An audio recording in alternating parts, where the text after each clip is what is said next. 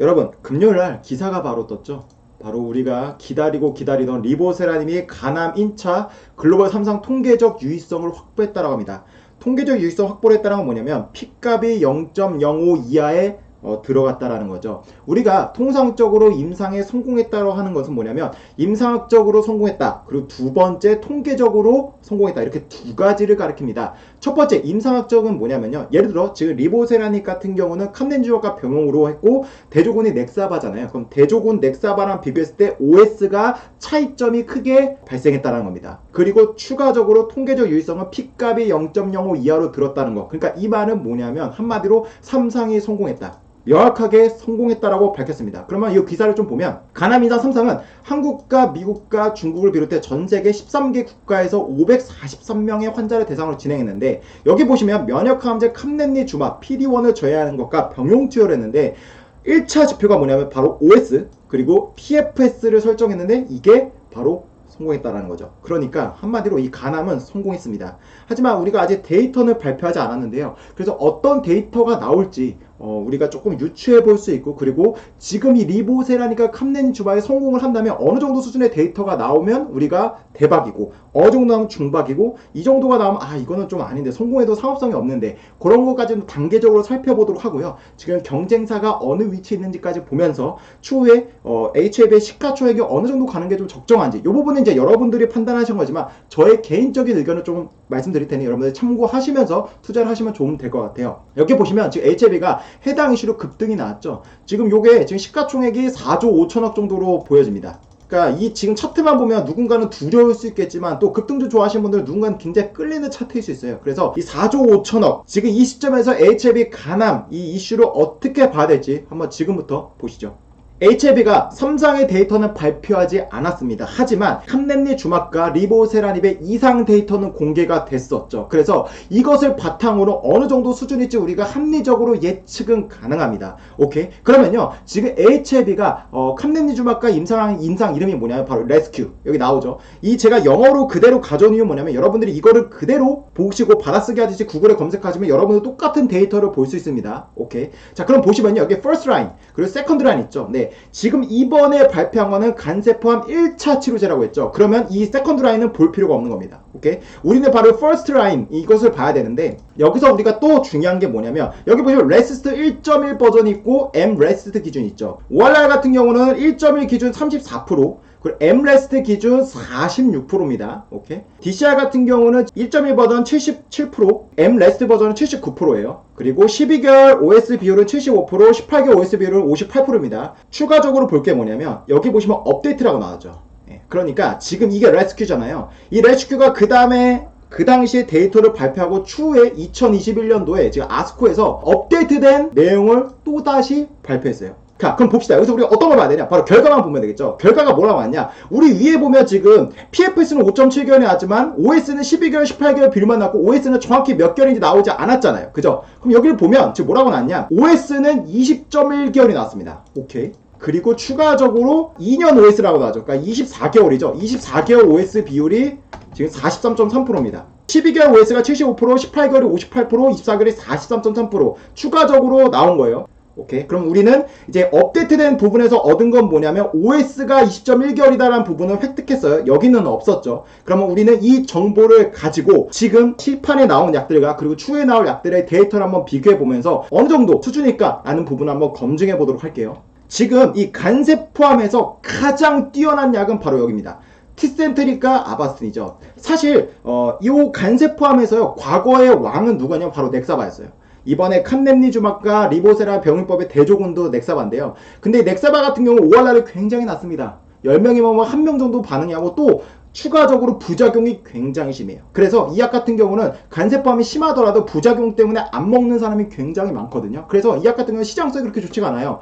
유일한 1차 치료제였음에도 불구하고 매출액이 1조인가 2조밖에 되지 않아요. 그런데 무려 10년이 넘는 기간 동안 그 약이 이 시장을 장악하다가 바로 티센트리카 아바스틴이라는 약이 나왔는데 바로 이게 엄청나게 뛰어난 데이터가 나왔습니다. 여기 지금 보시면 1B라고 나오죠. 030, 140 이게 임상 이름인데 바로 이게 일상 데이터고 여기서 엄청나게 좋은 데이터가 나와서 혁신 치료제로 인정 인정받아서 이상을 건너뛰고 바로 3상을 했죠. 바로 이 데이터로 지금 시장에 나왔고 엄청나게 많이 팔리고 있어요. 우리나라에서도 1차 급여에 들었고 지금 전 세계적으로는 1차 치료제는 바로 이 약을 쓰인다라고 보시면 돼요. 그러니까 지금 이 캄렘니주막과 리보세라닙이 뛰어든 이번에 성공이라고 발표한 데이터의 왕은 바로 이 약이다. 그럼 적어도 이 약을 뛰어넘으면 초대박이고 이 약과 비슷한 수준이라도 충분히 우리는 기대해 볼 수 있다. 왜? 약가나 아니면 부작용 이런 부분에서 우리가 충분히 기대를 해볼 수 있죠. 왜? 리보세라 같은 부작용이 낮다라고 하잖아요. 한번 봅시다. 우리가 봐야 될 여기서 키포인트는 뭐냐면 1상에서 발표한 데이터가 3상으로 어떻게 변화했는지 보는 거예요. 오케이? 그럼 1상의 데이터를 봅시다. 여기 보시면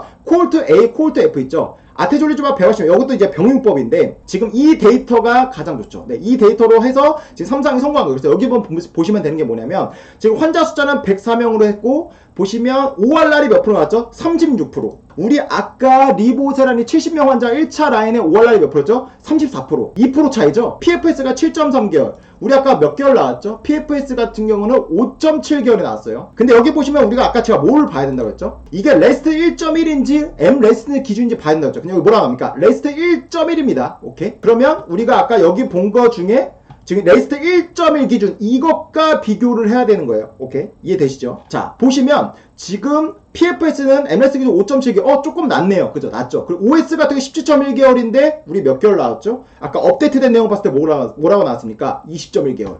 그러니까 이거 충분히 지금 데이터가 이 최강의 조합인 약과 비교해 볼 때도 꽤나 경쟁력이 있죠. 그러면 이게 1비상이었고 이 데이터를 바탕으로 3상으로 넘어간 거거든요. 3상 데이터가 어떻게 바뀌었는지 봅시다. 3상에서 데이터가 어떻게 됐냐? 지금 보시면 이제 30%가 됐어요. 이게 좀 깎였죠. ORR이 지금 30%가 됐고 이 약이 좀 대단한 게 뭐냐면 이 Complete Response CR이 뭐냐면 완전 간해예요. 완전 간해가 무려 8%나 나왔습니다. 제가 다양한 항암제 약을 봤지만 CR이 8% 정도다? 저는 잘 본 적이 없어요. PR, 팔티어 레스폰스는 뭐냐면 암세포가 30% 이상 줄어든 환자의 비율이 바로 PR이에요. 그리고 스테이블 디지즈는 뭐냐면 쉽게 말하면 이게 약을 먹고 암세포가 더 이상 커지지도 않고 작아지도 않고 그냥 멈춰있는 거. 근데 보통은 이 항암을 하면 3기, 4기 분들이 먹다 보니까 가만히 있으면 암세포가 커져요. 그래서 암세포가 항암제를 먹고 커지지만 않더라도 효과가 있다라고 봅니다. 여기 보시면 DCR이 몇 프로인가? 74%. 우리 아까 77%였어요. 충분히 경쟁력이 있죠. 그리고 여기 보시면 12개월 이상 상 환자의 비율이 69%. 우리 아까 리보세란이 몇 프로였습니까? 75%였죠. 18개월이 넘는 환자의 비율이 몇 프로였죠? 58%였죠.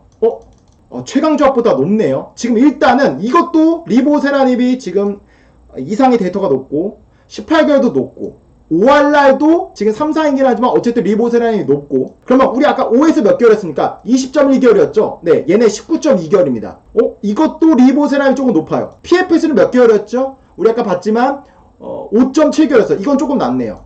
그러니까 여러분들이 지금 전반적인 내용을 보시면 알겠지만 제가 그때 뭐 기억하신 분도 있겠지만 간세팜이 굉장히 기대해야 되는 파이프라인에 맞는데 처음에 HLB가 임상을 할 때랑 너무 많이 바뀌었다. 그때만 하더라도 넥사바밖에 없었는데 그 이후에 뭐 티센트리 아바스틴이 나왔고 또 지금 설명드릴 렘비마가 나왔는데 걔네 데이터가 너무 좋다. 그래서 만약에 넥사바만 있었더라면 대박인데 지금은 조금 경쟁사들이 많이 있기 때문에 우리가 어쨌든 관심 있게 지켜는 봐야 되지만 큰 기대감 막 그런 거 갖지 말자라고 했는데 근데 어쨌든 간에 이번에 성공이라고 말했잖아요. 그죠? 성공이라고 말했다면 이건 다른 겁니다. 일단 성공이라고 말했다면 적어도 지금 이 성공한 약들의 데이터가 굉장히 연속성으로 잘 나왔죠. 그러면 리보세라님의 데이터는 아직 발표는 안 했지만 연속성으로 나온다라고 본다면 이 시장의 왕, 최강 조합에 겨눌 수 있을 만큼 좋은 데이터를 우리가 기대해 볼 수 있다.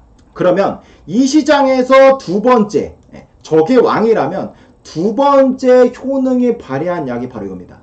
사실 이 약이요, 넥사바밖에 없는 시장에 10년 만에 이 약이 먼저 나왔어요. 사실 먼저 나왔는데 그 다음에 바로 위에 설명드린 티센트리가 아바스틴이 나왔는데 그 약의 데이터가 너무 좋게 나와서 지금 시장에서 1차 치료제를 시장을 장악하고 있는 겁니다. 오케이. 일단 이 렘비마 약은, 렘바티닙은 10년 만에 넥사바를 꺾었던 약이에요. 그래서 그 당시만 해도 굉장히 주목했던 약인데 이 약의 OS가 13.6개월입니다. PFS는 17.4개월이에요. 우리 아까 이상이긴 하지만 얼마였죠? 20.1개월이었죠. PFS는 5.7개월이었죠. 충분히 우리가 경쟁력 있는 부분을 볼 수 있어요. ORR은 지금 몇 프로입니까? 24%.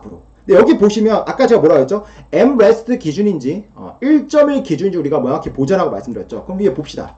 지금 보시면 우리는 1.1 기준으로 말씀드리고 있어요. 1.1 기준으로 한번 보자면 렌비마가 10년 만에 나와서 그 당시 시장에서 엄청나게 주목받던 양인데 티센트릭과 아바스텍이 이제 역전해서 이것이 이제 두 번째 옵션이 된 건데 여기 보시면 지금 5할날이 18.8%입니다. 근데 위에 지금 우리 아까 몇 프로였죠? 보시면 알겠지만 34%예요. 거의 두 배죠. 그러니까 위에 아까 티센트릭 아바스텍 조합은 이 지금 CR 완전 간회가 8%였잖아요. 예, 여러모로 이 약이 더 안 좋죠. 그래서 사실 이 약이 먼저 나왔지만 반응률 당연한 거죠. 티센트릭 아바스텍이 30%인데 그 약이 더 좋으니까 이 약이 먼저 나왔지만 시장성을 뺏기고 있는 거예요. 그러면 적어도 지금 리보세라니까 캄렌리 주합의 이번 발표할 데이터가 당연히 이 약보다 데이터는 좋게 나와야 됩니다.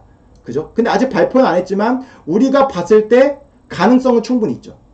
이 데이터보다 충분히 높게 나올 거고 나아가서 지금 이 데이터보다 더 좋을 가능성이 충분히 보일 수 있음을 우리는 숫자를 보고 판단한다는 거죠.